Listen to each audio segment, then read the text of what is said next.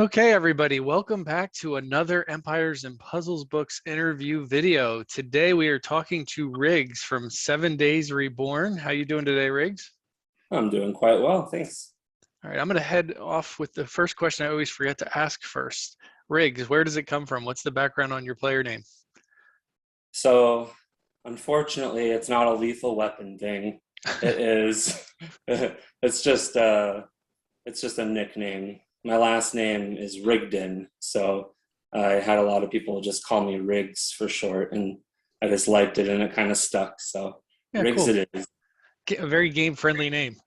Yeah, So you were nominated for an interview by Mike with two E's, who is with you in the Alliance, and I guess he's been with you in a previous Alliance.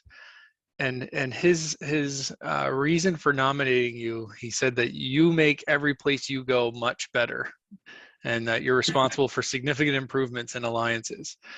So he credited you with taking 7 Days Reborn from a top 100 to a consistent top 30 alliance. So he spoke very highly of you. And I know we exchanged some messages pre-interview, and you gave me kind of a really wonderful list of things, top talking points to go through today. So we're going to go through your talking points, and yeah, then we're going to head into your war teams and dissect what you're doing there. So any response to Mike's comments? yeah. We've been together quite a long time. The alliance we were in before 7 Days Reborn. It was about, well, it was really like a top 500 alliance, and I was just kind of motivated. People had okay rosters and okay Titan heroes, and I just kind of pushed everyone to go a little bit harder. And we were fighting like 10-star Titans and just helping and training people. We got up to 14 stars, and then um, I'm a huge advocate for watching others and their YouTube channels. So I felt like between watching some of the big players, I felt like I was able to start helping my own group of friends with the things that I learned from everyone else that was playing at the top. And just like a combination of all of that led me to be just super motivated to try growing our alliance with Mike. So then he ended up leaving because we were a little bit stalled out on the 14 stars. Like we weren't able to continuously be taking him down without like too many flasks and all this stuff. So he left and we kept going, but he kept putting little bugs in my ear saying, "Hey, you should come up here in the top 100." And I There was you go. like, but it's really tricky leaving places that you've learned and met a lot of people and have played with for, I think I was almost there for the better part of a year. So it's hard leaving a place where you know everyone and you've been there a long time. Sure. You know all the But personalities, the expectations, you have that camaraderie. I'm with you. yeah, exactly. So that's why I think we were like probably the top 200 by the time I decided to leave.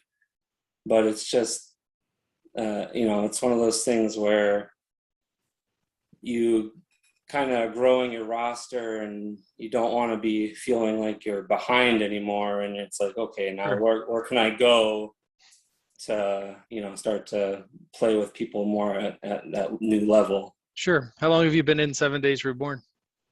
Now I've almost been there. I think it was 270 or so days now. So better All right. part of a year now. All right. Nice. The time flies though, that's for sure. I feel like I literally just joined like yesterday, and all of a sudden it's almost a year later. Yep. It goes quick. All right, so let's get into your talking points here, and I'll be curious to where you're going with some of these because they're just one or two words. So Right. I'm just going to go down your list. Your first one was just record videos. So where are we going with that? Yeah. So I think that's probably the most important thing and the most helpful thing you can do to improve gameplay. And the best thing about that is not only you can rewatch your videos, is that you can send them to your line groups or war chats or whatever else, and you can have multiple people put eyes on the videos. And I mean, that's the purpose of all that, is to improve your teams and improve your tile play. So if you show someone a team, but you aren't seeing how they're moving the tiles, then it's like, well, that should have worked, but did you make a mistake in the tile play, or was it just a terrible board? Which obviously there's plenty of that too. Sure. But it's just a really, really great way to be like, oh, well, maybe if you switch this hero for that hero and put that in that team, you'll get that better synergy. Or just, you know, you can just fine tune things that you made a mistake on or could have done differently. And then the next time you're in a similar situation, like, oh yeah, hey, I remember I should do this when this happens. And Yep. Yeah. And I'll tell you, that's one thing I learned rather quickly with opening up a YouTube channel, is that the community is all too happy to point out and critique what you did wrong. Mistakes. So it's nothing like making mistakes on a global stage and people points it out. I still will always claim that 90% of my mistakes are because I play too fast. I just need to slow down. Mm-hmm. But it is interesting what other people will see in your gameplay that you don't see. And as unpleasant as that critique and criticism can be at times, it does make you a stronger player. And there's definitely people who've poked at me on making the same kind of mistake over and over, and then I don't make that mistake anymore. So yeah, I'm with you. Recording videos is great. You don't have to open up a YouTube channel and, you know, broadcast to the world. You can actually upload them to YouTube and just keep them private if you want, but find some place to share them with people that you trust. I think that's part of, I think you'd probably agree with that, Riggs, too, is make sure you're sharing the videos with people you trust to give feedback. If you're learning and growing and sharing it with somebody else who's learning and growing, they might not have the best perspectives on what you're doing. Yeah. So, I mean, if some people aren't comfortable sharing with the whole alliance, but it's like, hey, if you want to still record and just send it to me, I'll be more than willing to peek at it and see what we can do differently with attacks. So some people just send them to everything. Some people send them directly to me, but either way, at least, you know, someone's looking at them and can be like, yeah, you're doing awesome. That's great. Or like, oh, hey, like tweak a few things here and there. Because, you know, once you're, and I would say we're pretty comfortably top 30 now. I mean, obviously that fluctuates some, but once you get up there, there's not a lot of room for mistakes. You make one wrong move or one wrong cascade and your team is obliterated. True story. So your next talking point here, it's one word, and I think we should talk about the word before we even get into your point that you want to make, and that is the word synergy. It's one of these words the community throws around all the time. It's like the cool thing to say, oh, my team has great synergy. But I don't know that everybody fully understands exactly what that means or how to apply it. So how would you define synergy? And I don't mean like the Webster dictionary. I'm talking about empires and puzzles. How are you defining synergy? You want to bring a team of heroes that complement each other. So everything works together to achieve a certain goal in the field. And the perfect team with synergy is that you play as your green team. Yeah. My green team's pretty obscene. But yeah, there's multiple ways to have healing going on that team, multiple ways to build mana, and they all elemental defense down. I always say that, you know, and it's basic, and I've been doing it for years. One of the most basic synergy is stacking defense downs, you know, regular defense down, elemental defense down, and then somebody to whack them really hard after the defense is removed. But there's other cool synergies out there. I'm sure we'll get to that when we look at your teams. You know, UCLA Pack often talks about the synergy between Puss in Boots and Queen of Hearts. You know, Puss in Boots is going to summon a minion from anybody who summons minions. You stuff Queen of Hearts in the corner, she summons her minion, and that's a taunt hero now. So suddenly those two are working together as a team that really accentuates each other. Mm-hmm. So what do you think, what would you say is a mistake people make when they're building teams where they end up lapsing on this? The way I look at my teams is I either need to be able to charge the heroes and kill something, or charge the heroes and completely be able to like mana control or stall everything that the other team is doing.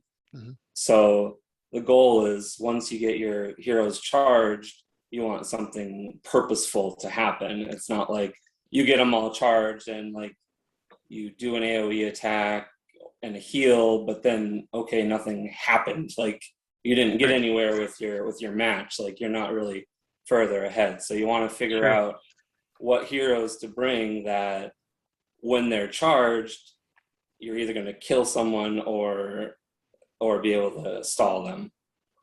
Hey, you know, one of the places that I think people make a big mistake with synergy, and we see it every single day all over the internet with people talking about empires and puzzles, it's the standard, hey, I have these two heroes, which should I level? Right. It's like if they're not in a vacuum, if you don't know who you're going to use them with, and the people giving you advice, frankly, they suck if you're giving you advice on that without knowing who you're going to use them with. You're already starting from a place of not building good synergy. If I have X, Y, and Z heroes and I have these two, which one will fit into that mix better? And I think we have a lot of people, especially in that mid-level, that have hodgepodge of teams because they just leveled. Well, somebody told me this was an A hero and this was an A hero, so I leveled them both, but they make no sense together. Right. So, you know, I think that's something people need to think about earlier with team building. I know I do, and I imagine that you have heroes on your roster that you maxed and now you're not using them and you don't have a place for them, and you probably wish you had those mats back. Yeah, a good example is the hero of the month right now, that Alex or whatever. I was excited that I pulled her and I got her up to 370 real quick. And luckily I didn't level her yet, but I sat down and looked and I'm like, all right, she's a good healer, but like, where the heck am I going to put her? Like, I don't know where I would put her that she would work with any team. Yeah, you know, an example for me, I was super excited. I chased and got Xenolfod, however they're pronouncing him. And I am grateful that I got him. I'm glad that I maxed him. But he actually makes no sense on my dark team because my dark team is super fast. So they're actually faster than he is. So, I mean, it's not that he is not helpful, but when we see him paired with Alfreak, who's very slow, he suddenly makes a huge change. So if I'm playing with Alfreak now, he makes a good advantage. And actually, you might find this interesting. The other place that I'm using him, I just started raiding with him today on my green team. I took the Hatter out. And between him and Toxicandra, the mana boost is crazy. Like everybody just keeps firing. That's interesting. Yeah. So and that's where we got to think sometimes about where we're putting heroes. So great advice on that. And this next one is another hot topic, which is troops and placing them. And I think a lot of players just don't even concentrate on their troops or which troops they're leveling, and then if they do, where are they putting them? So let's talk about that. Yeah. So I know you've hit on this a few different interviews, but it's certainly worth talking about because there's all sorts of charts out there, and I highly recommend everyone closely look at them as far as when you can like drop that tile. Like what level troop do you need to drop a tile to charge everyone faster? And there's multiple different charts and information on that. All right, so yeah, there is a number of really great charts out there if you want to find those mana break points, and we are specifically talking about mana troops and where you need to drop the tile on offensive attacks. Defensive mana works a bit different and is a little trickier. Beyond understanding the mana troops and who they should be paired with, do you play around at all with the ninjas or the critical troops? Yeah, so I think on a few of my Titan teams, I have a few ninja troops. I have 3 sets of mana troops right now. One's a 30, one's a 23, and then one is, well, I'm working on the next setup to 17 right now. Right, yeah, perfect. But we all know how much of a grind that is. Yeah, there's no joy in troops, but they're important. But yeah, so I have not really leveled ninja or critical troops just because early on I learned the importance of the mana troops. So the Titan teams, I might throw like a ninja troop on a fast hero just for that extra tile damage. But yeah, just making sure you understand where, like, if you have a average healer, but they don't have your 23 mana troop, then they're basically a slow healer. So just Right. making sure that you are plopping the troops in the right spot and adjusting the team and the troops before you attack. But yeah, like being able to charge in 9 tiles in war is like such an important thing, especially with how fast and hard hitting the defenses are. Like you have to charge fast. Yeah, one place I've been weak with troops, I have them somewhat built up, but I've been weak at paying attention to placing them, and that is in the 4-star events. I just find that with the 3 different types of 3-star hero or 3-star troops, like the nuances between them are a little complex, and I put my 4-star teams together for the raid tournaments, and I don't really pay attention to the troops as much, and I'm trying to get better about that. But yeah, if you do things willy-nilly like I do with the 4-stars, you should expect some willy-nilly results. So it is important. Troops matter.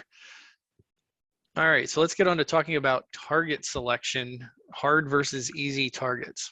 Now, when you're talking about target selection, are you talking about when you're looking at the battlefield and there's 30 enemies, which one are you picking? Or are you talking about Yeah. there's 5 heroes on the enemy side, who are you throwing your specials at? Well, I mean, both, but particularly when you're choosing which team to attack on the war field. Now, some people like being challenged, but I say obviously your roster is going to have some teams that have like a higher win percentage. Mm-hmm. So, and where we're at, like everyone has a pretty decent roster. So it's like, okay, there's going to be some hard teams. Well, there's usually a lot of hard teams, but there's some that are harder than others at most times. And then there's some easier ones. So there's no reason to go out there and be a hero. Like you want the most points that you can acquire. And then I don't see any good reason in taking one of your weaker war teams against the hardest team and then failing. So use your harder teams against their harder teams. And then if we do that, like every member is taking on 2 to 3 of the hard teams on the field with their best teams. And then there's usually a few easier ones that you can still get a one shot, but it's a little bit more feasible to do with your weaker teams. So that way you're appropriately picking what target you're hitting and more likely to succeed in all of your flags. Sure, especially early on before we get to like flipping a board in war and you're looking for those first targets. I see a lot of people think, well, we want to get maximum points, so I'm going to go for a big target. But that's not necessarily true. The points are tied to the health of the whole team, the HP of the team, not the team power. So if you really look at a board, sometimes you'll find some ripe fruit for picking that might be a lower TP team that might be easier to hit, but they have enormous amount of health, so they might be worth more points for you. Mm-hmm. All right, so alliance selection and growth. We were talking about this a little bit before the interview. Right. So what's your advice for selecting an alliance and trying to decide when you're ready to grow and move on? So for me at first, it was actually Titans. It seems like when you're at the lower level, not everyone has 6 war teams, and that's common for everyone. So it's less about wars and it's more about how you're doing with the Titans. And it's hard to get 4-star mats, and one of the better ways to get the mats is to kill Titans. So if you're constantly finding yourself at the top of the Titan charts and the alliance is having to pass on them or having to flask a lot, or it just seems like you're really straining certain members in the alliance to do that higher than normal Titan damage, then it's usually time to move on. So, when you start off, you usually like just pick a random alliance that pulls up on your phone. Like you don't put much thought into it. So you start there, and then it's like, okay, well, where can I look at that's killing a couple stars higher than that? And then keep bumping up. And it seemed like that's what really pushed me to join the top 100 is because I was having to do like 500,000 damage to the Titan every day for it to die, and that was super mat heavy for me. And it's like, well, what is everyone else doing? Because I'm blowing everything just for this to die, and it's like not really fair, you know? So Yep. that was definitely one of the bigger things that I was like, okay, where can I go that I'll still hit hard, but I don't feel like it's all on me to kill the Titan every day. Yeah, and I think there's plenty of players out there, and it might be you, that are in an alliance because you love the group and they're a great group of people, but you really love the game, and that becomes a little bit of a battle because if your roster skills and ability have outgrown your alliance of friends, you get into a weird spot sometime if you want to stagnate your gameplay. And there's nothing wrong with hanging out with a group that you like. Maybe that's your thing. But there is definitely something to be said, like Briggs is talking about. If you're in an alliance that can put away a 14-star every day without too much problems, you know, as long as you're C loot or better on a 14, you're getting 4 chances every single day at a 4-star mat. And there's very few other places in the game that you can have a chance almost every single day at getting one of those 4-star ascension items. So it does make a big, big difference. So moving on to tile play. Making diamonds versus matching 3. So a lot of the times I see, now this is especially tempting in very fast wars. It's like you see a diamond and you want to immediately get the diamond. And it's like, well, could you have made 2-3 matches and charged everyone? Because Lord knows that if you throw 5 or 6 tiles right into Alfreak, she's firing. Right. Yeah, cascades and rush are dangerous. So yeah, it's like a diamond isn't always the best option, and it's hard to not get it. But a lot of times, and this goes for any war, like, you know, if you're making a diamond straight into a Bara, it might kill her, and then if you pop the diamond, like you're in trouble because it doesn't quite kill her, but then you need to pop the diamond to kill her, but then you don't have any tiles in that color. So it becomes really, really complicated, especially with those Bara Freyas, where the 5 tiles doesn't kill her if you make a diamond, but then when you pop the diamond, it kills her. So I don't know. There's always a ton of different ways to just play the board besides making the diamond and hitting it. Agreed. And I've seen it even with the simpler match 4. I've seen scenarios where making the match 4 would actually cause the tiles to just fall slightly different because that one tile doesn't disappear because it becomes the dragon shield and it screws the board up. Where just making the simple match 3, although you're not getting as much mana, it might make the board more favorable. And again, these are things I would see more if I would slow down. So definitely you got to take your time, big time. Take your time and look at the board. Another thing, and I'm sure you've seen this too, is people will make the diamond, their on-color diamond, and they're excited about it, and then they go and pop the diamond when they already had a majority of their heroes at mana because they made the diamond. And if they had a simple match 3, they could have actually got up to mana without exploding the diamond. So I have a whole video up on there somewhere on YouTube called "Don't Touch the Diamond." Like there's a lot of times that you don't, you know, it might make sense to make the diamond, but that doesn't mean you need to set it off. Like you got to be more efficient with your mana, because putting 10 tiles up when you already have mana is not you can't get super mana. Well, I guess you can with a ninja, but with everybody else, that's not a good idea. All right, an elimination of a target and the ghosting lane. Sure. So it's always frustrating when you have that target sitting there with like 100 health, and it's like, man, do I not want to hit that target for 700 to 1,000 damage with another hero special. But every time I have ever left a low health target, it always comes back and bites me bad. Because that target still has its special and it's still going to do as much damage. So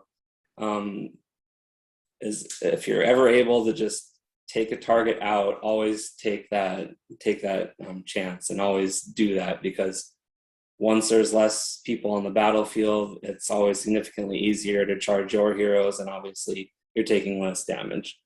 So Sure. it's frustrating, but just kill the target. And it's like in the action movie where the bad guy's laying on the ground, mortally wounded, but he still has the gun in his hand and he still has a chance to pull the trigger. Like you can still get shot. Like just put him away so you can Yep. move on to the next.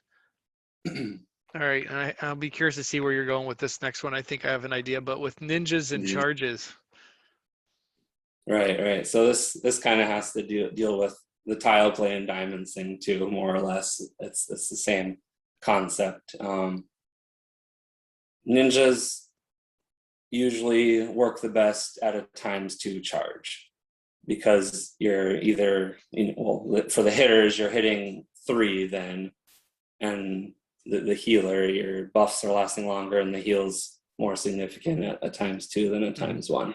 Sure. But people will see, oh, my hero's lit up. I need to fire it immediately. It's like, well, if you can do one more match, then you'll get your ×2, and then all the rest of your blue or whatever. If you're taking a cobalt, you can have a Krampus, Frida, Cobalt, and then all of a sudden all 3 of those are firing together and you're like annihilating a whole side as opposed to just booping one target for 400 damage. You're doing like triple the amount of damage because there's your synergy. All 3 are fired and everyone's got attack up, defense down, and then Cobalt blasts everyone down. Sure. So it's like, but the thing I love about the ninjas is that you have that choice.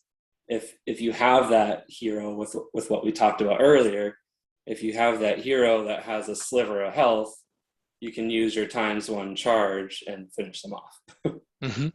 Which a lot of time what we were saying is better, but you can hold and then do a ton more. So that's why I love those ninjas, is being able to have the choice as to how you're going to fire them. I agree with that. And I have been becoming much more patient with Garnet. I have a couple Garnets max now, and it's really super important not just to watch her charge based on how long the buff is going to be, but also timing when you set off Garnet to protect against the ailments that could be coming your way. That ailment protection is great, and there's nothing worse than setting off Garnet too soon, and then the protection goes away, and then the opponent's Frig goes off, and now your whole team's defense down when you could have easily protected against that.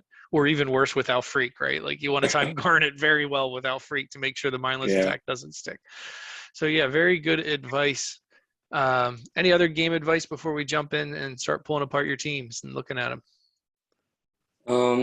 Yeah, the biggest thing is just find a place that you're happy in, and you don't have to be at the top to be happy. So just make sure that you're reaching your game goals and then finding the best place that you can do that. And don't be afraid to like move up because you don't think you're going to cut it. Like that was another one of my big reasons why I didn't go up into the top 100 sooner, is because I'm like, wow, like there's no way that I'm going to be good enough to play with these people, or they're going to be more strict than I'm able to be with the game or something like that. And it's like, you get up there and you're like, oh wow, like this is actually pretty relaxed for the most part, because everyone is on the same page and everyone has better heroes, so you're able to do things easier. And a lot of the times it's even less stressful than being in that top 200 where you're pushing, but not everyone's quite there. So don't be afraid to move up, because it's not that scary up there. Agreed. I took too long to step up to bigger alliances, and it's not as horrific as people might think it's going to be. It's actually really fun, and I mean, there's a lot of good gaming knowledge there too. So I think when you join those bigger alliances, even if you feel like you're the small fish in the big pond, you learn faster. So I think you're going to grow faster.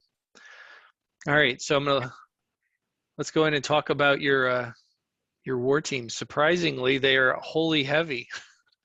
I have a very, very strong yellow roster.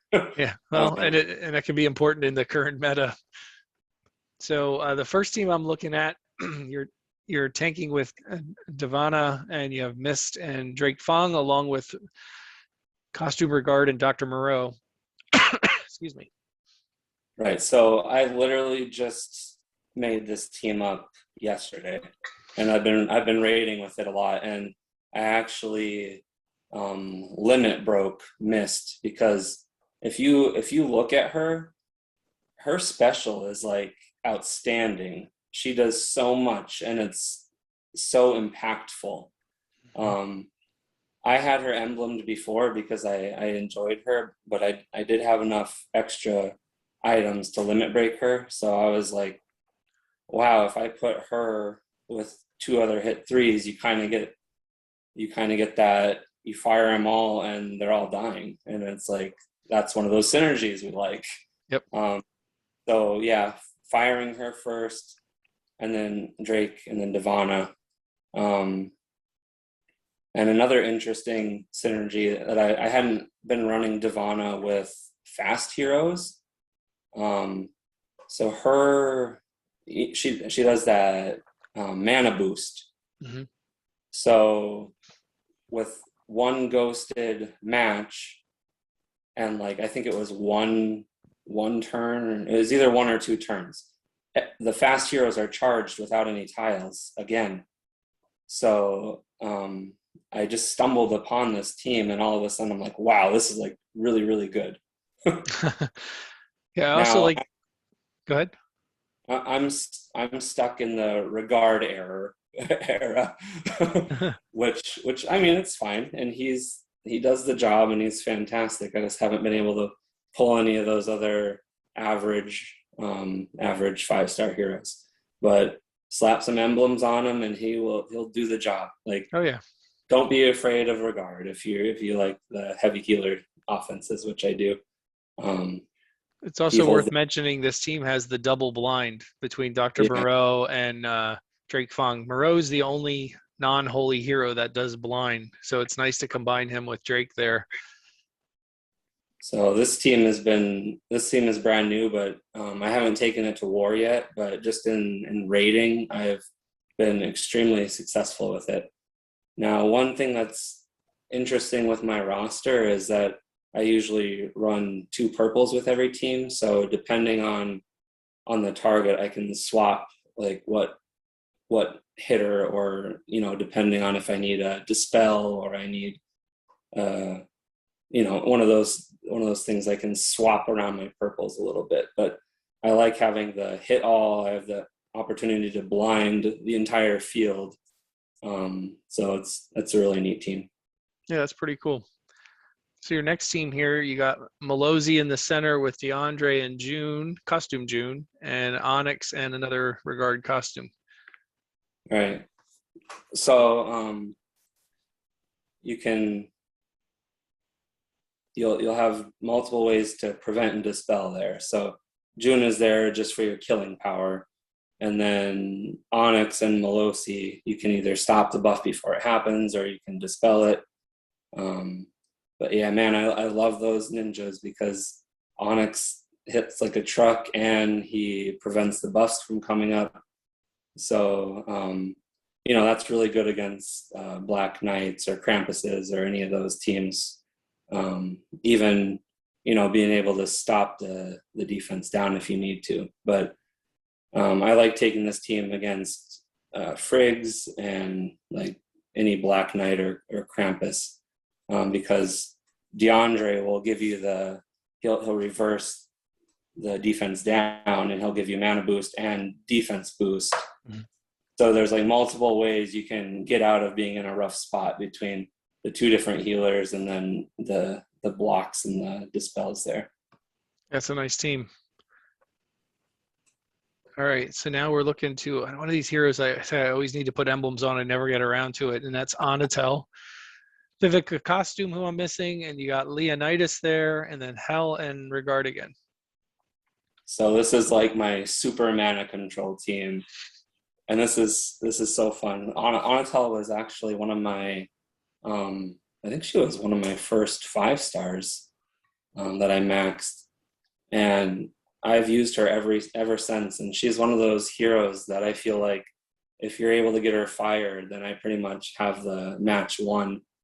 And then again, I can basically silence the entire raid field between Onatel and Hell. I can have everyone silenced, and if I need to cut someone down, Leonidas takes a huge amount of mana off someone. Obviously, it'd be nice to have his costume. You know how that is, though. Yeah, I do. But yeah, him and Viv, you at least got one of them. But now, yeah, that team is just awesome with the mana control. Now, do you ever find a tug of war there between Hell and Onatel, with Onatel wanting to steal the mana and Hell stopping them from getting it? I usually, this team doesn't have a lot of killing power. This is more like the long game. Mm-hmm. So usually I'll use them on opposite sides. I'll never fire them together on the same side unless I'm about to win the match at the end. But I'll usually pick a kill side and then pick a stall side. And Onatel will go on the stall side, and then Hell will go on the kill side. So yeah, you have to be careful, but again, you have two ways to control the entire field there. All right, now your next team, getting a little more color diversity here. We got Garnet and Elizabeth with Sif, Professor Lindenbrock, and Uraeus. Yeah, this is definitely my most successful team.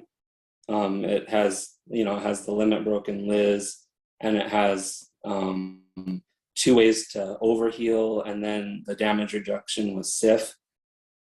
This team can kill anything, basically. It doesn't matter what you're fighting, it can destroy it. And then you have that awesome synergy between Liz and Uraeus, where he puts the sand damage on everyone that has Elizabeth's fiends.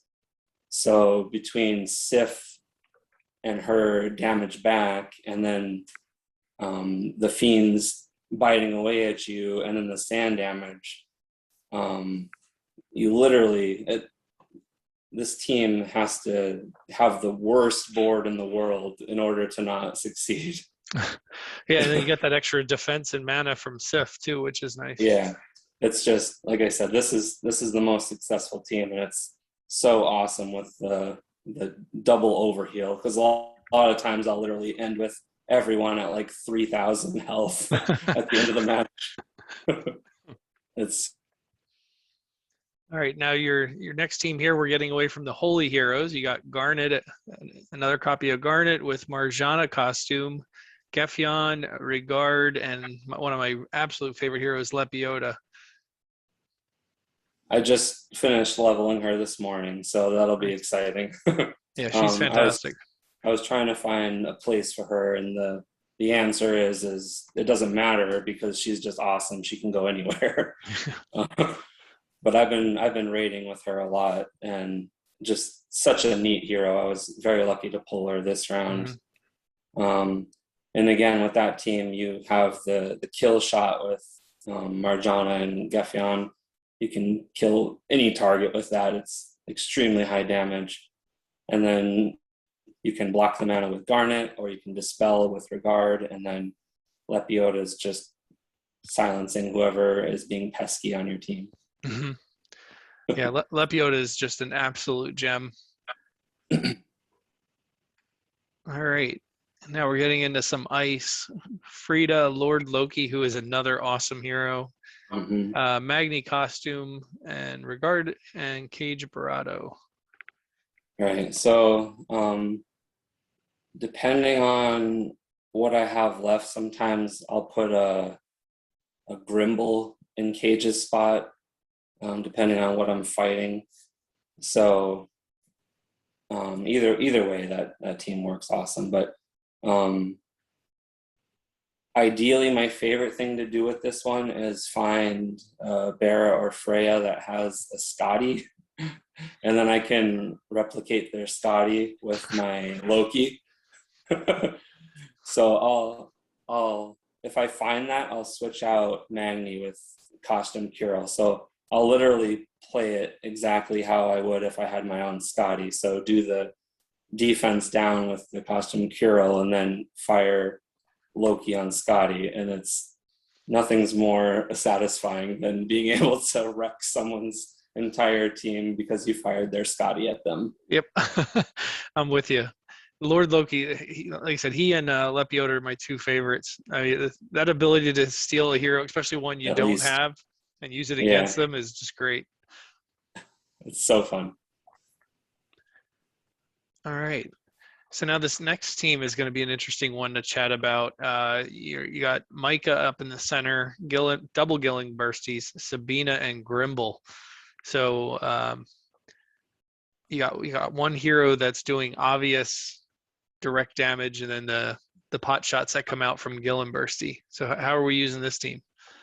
Yeah, so ideally, and it's harder to find, so I don't take this team as often because it's best against snipers, and it's harder to find heavy sniper teams. I don't really like the shared damage if you're fighting a bunch of hit all heroes. Because the damage is going to everybody anyway. Yeah, it's like, I mean, it reduces it a tiny bit, but if I find a team with majority of snipers, Micah can charge in 2 matches, and then no one can die. So you have a little bit of time to build up your Gillen Bursties, and then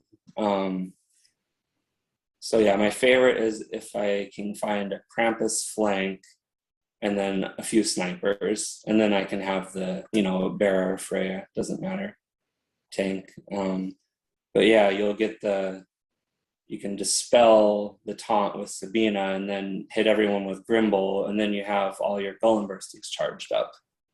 So you have the shared damage, and then like it's basically just tile damage, but then once they fire, they hit, each pig will hit everyone for like over 400 damage. So all of a sudden the entire field just dies instantly, and it's like, oh, that was satisfying. So it sounds like that's probably a slower fight, a long game. Yeah, it's slow, but like I said, once you get your Micah going, like they can't kill you. So what is next for Riggs? Oh man, we've been just climbing. Now we're starting to fight some of the top 20 alliances, and our alliance is interesting because we still have a fair amount of free to play and cheap to play players. So they, and you just did an interview on this right before me, I believe. Mm-hmm. You can still be competitive and still be successful, but when you get into that top, it gets really, really hard without the fancy heroes. So we keep poking our head up top and then get and then get whacked back down. But there's nothing wrong with that. So I'm in a good spot. It's a fantastic alliance.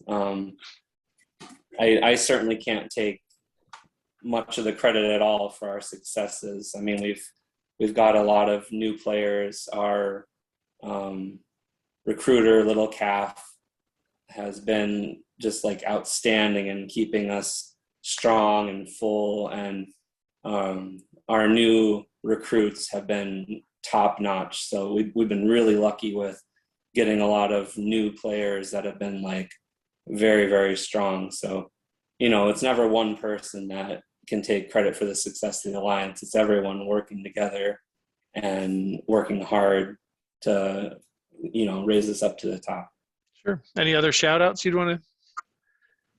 Just the leadership in general, but we all know that Caffey does a ridiculous amount for the alliance, and even when we think we're full, stuff happens. So always having a backup plan and keeping us full and keeping our new recruits are super strong. So that's been awesome. Nice. Excellent. Well, I really appreciate you taking the time to share your perspectives on the game with everybody. I definitely think this interview was loaded with a lot of great tips that people will be able to apply. So wishing you and 7 Days Reborn the best moving forward. Thanks a lot. It was a pleasure. All right. Have a good one. All right. Bye-bye.